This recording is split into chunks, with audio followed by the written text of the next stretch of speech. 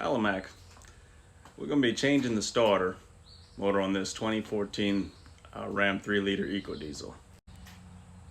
Now I'm doing that because it was making all kinds of grinding noises and really not wanting to start for a while before I changed the ABS module.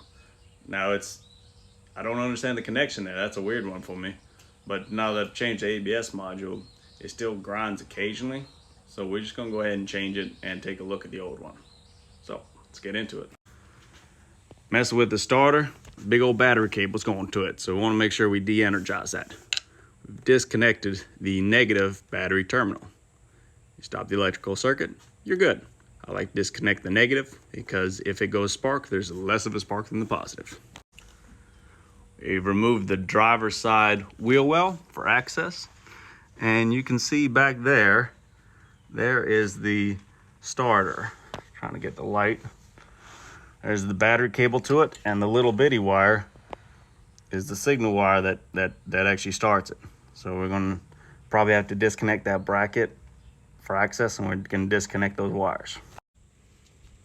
All right, the battery cable off.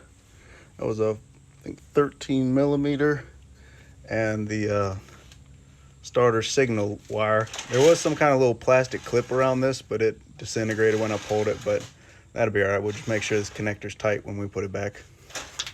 And I'm underneath for access. You can see it right there. I'm gonna try to pull the bolts and see if I can just pull it without pulling anything else, but we'll see. I may have to move all this. All right. Yeah, I think I need this bracket out the way because I believe this 15 millimeter up there was one of the mounting brackets or mounting bolts for the starter. And I pulled this other 15 millimeter here, pulled the fuel lines loose so I can just kind of rotate that out of the way. And then that exposes the other bottom nut right there on the starter, which is another 15 millimeter. Yeah, and that's it. Those two bolts, finagle them out of there. There's your starter motor.